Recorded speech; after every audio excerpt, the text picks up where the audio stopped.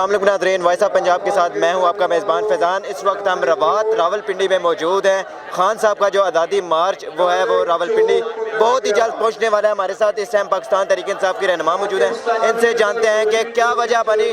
خواتین کا بھی ایک جمع غفیر یہاں پر پہنچ چکا ہے۔ السلام علیکم۔ وعلیکم السلام۔ کیا وجہ، کیوں آ گئی ہیں آزادی مارچ میں؟ خواتین بھی بہت زیادہ تعداد میں پہنچ چکی ہے، کیا کہیں گے؟ کیونکہ خان صاحب کی کال پہ ہم نے آنا تھا اور ہم خان صاحب کی کال پہ آئے ہیں اور ہم ان کے ساتھ ہیں اور ان کے ساتھ ہی رہیں گے۔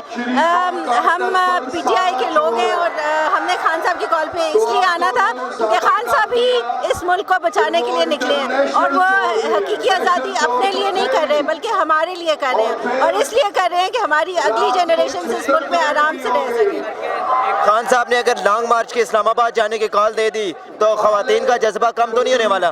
دیکھیں، ہم اسلام آباد سے یہاں تک آئے ہیں، ہم تو ہیں ہی اسلام آباد کے، تو اسلام آباد تو ہمارا اپنا شہر ہے، ہمیں اس میں کوئی اعتراض نہیں ہے۔ ہم بلکہ خوشی سے جو اسلام آباد میں پنڈی کے لوگ بھی آئیں گے، باقی پاکستان سے لوگ آئیں گے، انہیں ویلکم کرتے ہیں اور اپنے گھروں میں ٹھہرانے کے لیے تیار ہیں۔ تیاری آپ کی تو مکمل ہے، اسلام آباد والوں کی بھی تیاری مکمل ہے، پنجاب جو اسلام آباد پولیس ہے ان کی بھی تیاری مکمل ہے، کیا کہیں گے؟ اسلام آباد پولیس کی تیاری مکمل ہے، ہم بھی اس کے لیے تیار ہیں۔ پہلے بھی انہوں نے ہمیں آزمایا تھا، اب پھر آزما کے دیکھ لیں، ہم اپنے اس پہ کھڑے ہیں اور کھڑے رہیں گے۔ اور کیا کہنا چاہیں گے؟ خان صاحب کو وزیر آباد میں گولیاں لگی تھیں، پنڈی میں تو آج بھی یہاں پر عوام کا جنون جو ہے وہ ابھی بھی تازہ ہے، عوام کی جہاں پر دیکھا جائے عوام کی تعداد ہے، کیا کہیں گے؟